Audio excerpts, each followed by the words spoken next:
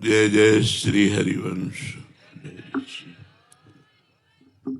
भगवान की माया से हम फंस गए। हमारा जो स्वरूप है वो अविनाशी है, सुखमय है, आनंदमय है,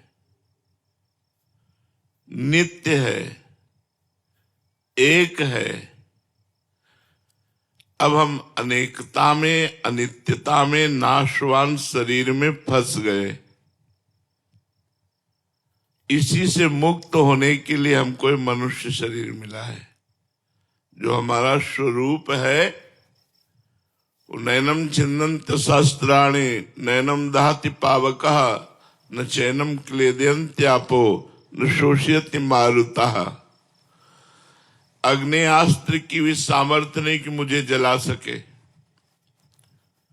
वायुआस्त्र, वरुणास्त्र, इनकी ताकत नहीं कि वो हमें छू सके। नैनम छिन्दन्ति शस्त्राणि और नैनम दहति पावका, आग की भी ताकत नहीं कि मुझे जला सके, पानी की ताकत नहीं कि मुझे डुबो सके, वायु की ताकत नहीं कि मुझे सुखा सके। ऐसा तो मेरा स्वरूप है। और ऐसे स्वरूप वाले मैं इस शरीर में फंसकर इस दुर्दशा में फंस गए कि छोटी छोटी बातों में भय, चिंता, शोक, मृत्यु, नाना प्रकार से। सत्संग इसी से आपको ऊपर उठाता है। सत आत्मा,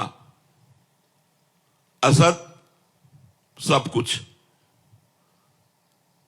टोटल। उमा कहूं मैं अनुभव अपना, सत हरि भजन और जगत सब सपना, टोटल। हम सपने में जी रहे हैं। जब अंतिम समय आएगा तब पता चलेगा कि सपना था कि सही था। जैसे सपने में महल बनाया, ब्याह किया, लड़का बच्चा परिवार सब व्यवस्था, और जब सपन टूटा तो अपने अकेले ना। तो ऐसे दुनिया में लाखों का मेला जुड़ा, हंसा जब जब उड़ा तो अकेला। तब वो समझ में आएगा कि आप स्वप्न देख रहे थे। वास्तविक मोह निद्रा का नाश ना होने के कारण हम भगवान का भजन नहीं कर पाए। देह का नाश अवश्य होगा। जिसे तुम बहुत दुलार करते हो, मार खूब साबुन तेल लगा के स्वच्छ करते हो, सुगंधित द्रव्य लगाते हो, शीशा में देख के गर्व करते हो, ये तुम नहीं हो। ये तुम्हारी पोशाक है। ये तुम्हारी पोशाक है, तुम नहीं हो। और इसका नाश होगा। पोशाक फटेगी, पहनने वाला नहीं फटेगा। बम की ताकत नहीं कि उसे फाड़ सके, वो अविनाशी है। इसी नाशवान का नाश होगा। जब शरीर का नाश ही होना है तो ऐसी कमाई कर लो जो अविनाशी है। तुम्हारे पास अविनाशी कमाई क्या है? आप विचार करके देखो। आप कहोगे इतने बीघा जमीन, इतना बैंक बैलेंस, इतने बड़े पद में, इतनी, ये सब हमने मेहनत करके प्राप्त किया। स्वप्न में जब आखिरी समय होगा, जगोगे तो न पद जाएगा, न बैंक बैलेंस जाएगा, न जमीन जाएगी, न परिवार जाएगा। जाएगा नाम, भगवान का नाम। इसीलिए कबीरा सब जग निर्धना, सब जग निर्धना, धनवंता नहीं कोई। धनवंता सोई जानिए, जाके राम नाम धनो। आप सबसे प्रार्थना है, नाम जप कीजिए। जितना नाम जप करोगे उतना ही आपके पापों का नाश होगा।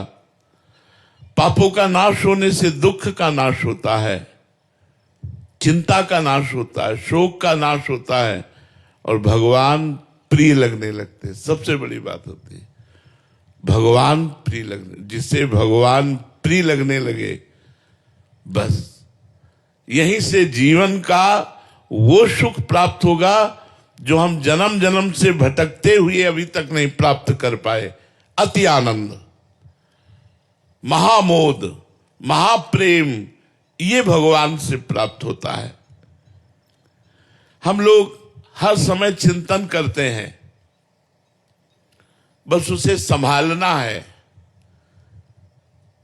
चिंतन संसार, शरीर, भोगों का, रुपया पैसे का, शत्रु का, मित्र का, पत्नी पुत्र परिवार का, ये सब होता है। इसी को ठीक करना है और कुछ ठीक नहीं करना है। जैसे का तैसा ही रहना है। जब भगवान अवतार लिए थे तब भी संसार ऐसा ही था, आज भी ऐसा है, आगे भी ऐसा ही रहेगा।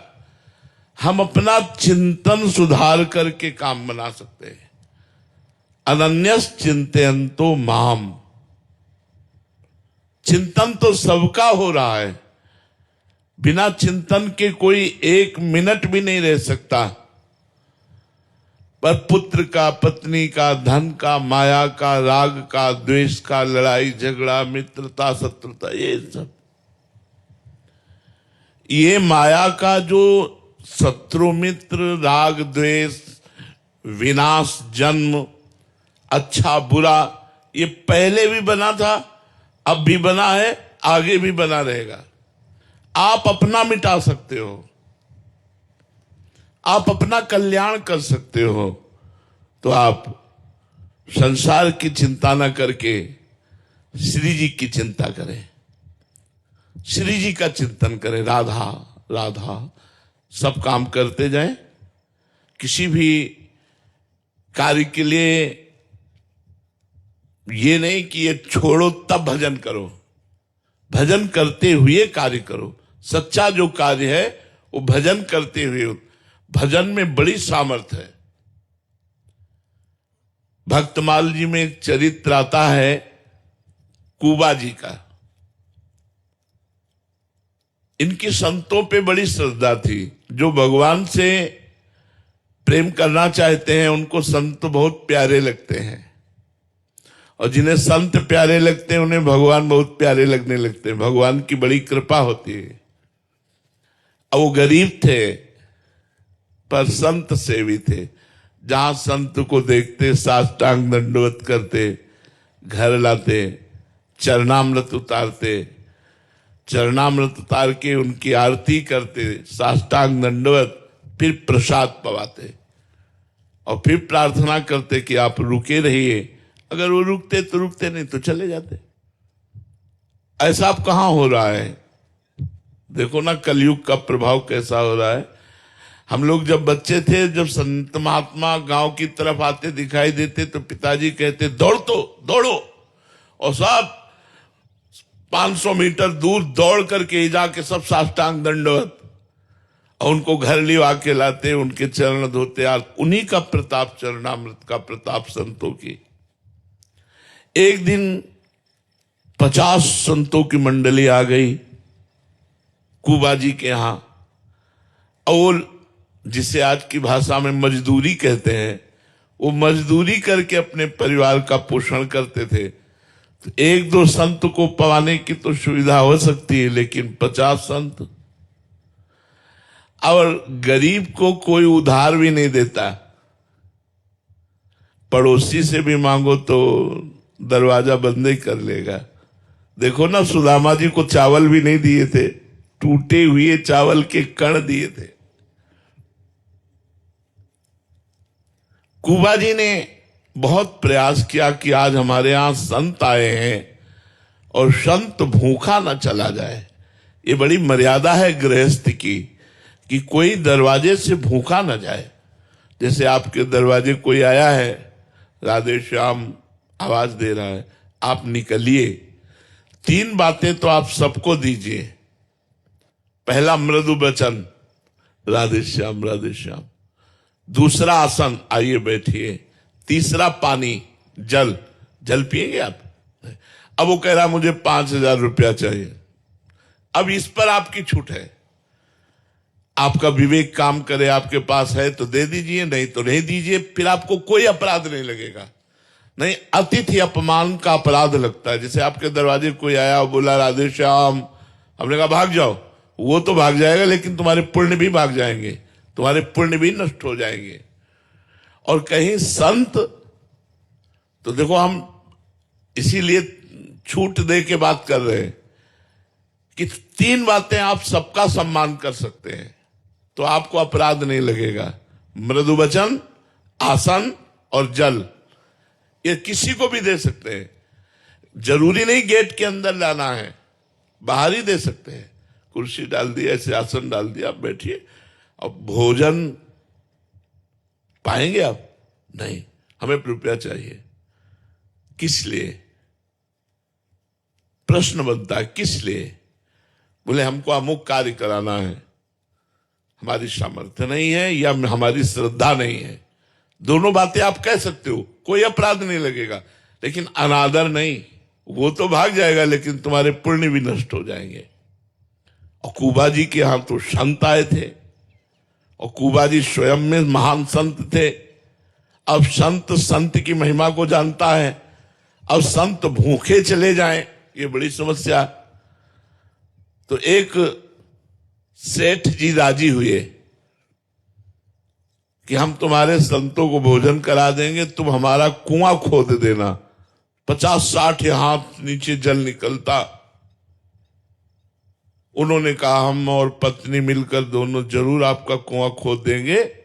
आज आप हमें दाल चावल घी बूरा दीजिए, जिससे संतों की सेवा। खूब संतों को पवाया, संत भगवान नाम कीर्तन करते हुए प्रसाद पाए, जय जयकार हुई और वो गए। कुबा जी 1 मिनट भी नाम नहीं छोड़ते थे, ये खास बात थी उनकी। सेठ के कथनानुसार कुआं शुरू किया खोदना। राम जी के भक्त थे तो एक फावड़ा मारते, राम उठा करके तसले पे देते, वो उनकी पत्नी कहती राम। और वैसे हर फावड़े पे नाम, हर तसले पे नाम। अब 20-30 हाथ कुआं खुद गया। अब नीचे बालू वाली मिट्टी थी, उसके लिए सपोर्ट चाहिए, लकड़ी आदि का सपोर्ट करके फिर खोदा जाता है। अब वो गरीब आदमी जो ही नीचे खोदे से ऊपर की मिट्टी, पत्नी ऊपर थी जो तसले से बाल्टियों से मिट्टी खींचती थी, और कुबा जी नीचे से कुंतलों टनों मिट्टी ऊपर उनके आ गई। अब वो चिल्लाई, गांव के लोग आए। जेसीबी तो थी नहीं पुराने जमाने में। अब वो बोले यार हटाते हटाते तो मर ही जाएंगे, तो हटाने का श्रम क्यों करे, और उसको पूर दिया गया। और सेठ ने कुछ ले देकर उनकी पत्नी को राजी कर दिया। और बात, एक भक्त संत के उदर के पोषण के लिए किसी से इतना बड़ा वादा, तो देखो भगवान कितने रक्षक हैं। 1 महीना हो गया, भगवान के बातों को आप लोग आश्चर्य में मानकर, या ऐसा कि कोई कथा है, आश्चर्य मत मानो। यदि भगवान का भक्त है तो कुछ भी हो सकता है। एक राजा की सवारी वहां से निकली तो उनको सुनाई दिया राम राम राम।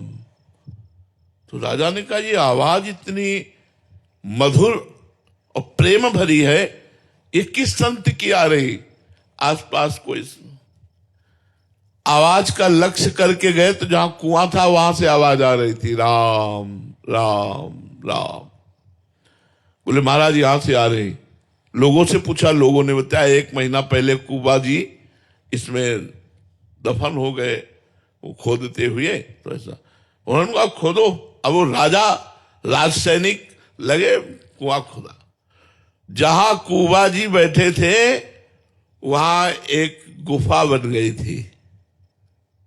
कुबा जी को बिल्कुल कोई चोट नहीं, कोई परेशानी नहीं, श्वास लेने में कोई परेशानी नहीं। करतुम अकर्तुम अन्यथा कर, जो गर्भ में हमको हमारी रक्षा की, वो रक्षा करने वाले भगवान। एक शीतल झारी जल की रखी थी और सुंदर भोजन रखा था, और वो चिदानंद भोजन जिससे मलमूत्र न बने। कुबा जी को निकाला गया, कहा गया कि 1 महीना आप नीचे रहे, आपको कोई कष्ट? बोले बिल्कुल कष्ट नहीं, सीताराम जी साथ थे। केवल 1 महीना ऐसे बैठे रहने से उनके थोड़ा, तो इसीलिए केवल राम जी नाम उनका था तो कुबा केवल राम जी नाम उनका रख दिया गया। भगवान के नाम में इतने सामर्थ्य। प्रहलाद जी को कितना कष्ट दिया गया, कोई कष्ट प्रहलाद जी को नहीं व्याप्त हुआ। इसलिए चिंता मत करो। अनन्यस चिंतयन्तो माम ये जनाः पर्युपासते तेषां नित्याभियुक्तानां योगक्षेमं वहाम्यहम्। भगवान कह रहे हैं योग और क्षेम का वाहन मैं करूंगा, तुम केवल मेरा अनन्य चिंतन करो। ये तीन बातें भक्त के हृदय में अवश्य आ जानी चाहिए। एक तो नाम जप करते हुए भगवान की कृपा पर विश्वास। नाम जप चलना पहला कर्तव्य है और साथ में विश्वास की भगवान की हम पर विशेष कृपा है।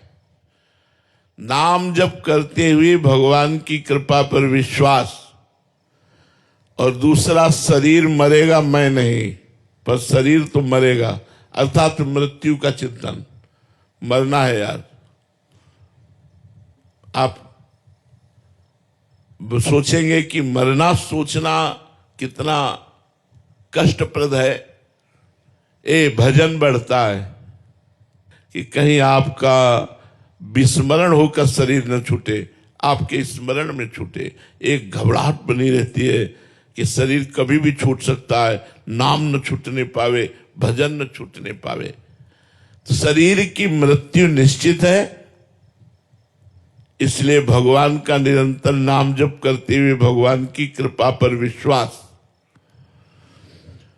और तीसरा है भजन करते हुए आए हुए दुख सुख को भजन से ना जोड़ना, उसे प्रारब्ध से मानना।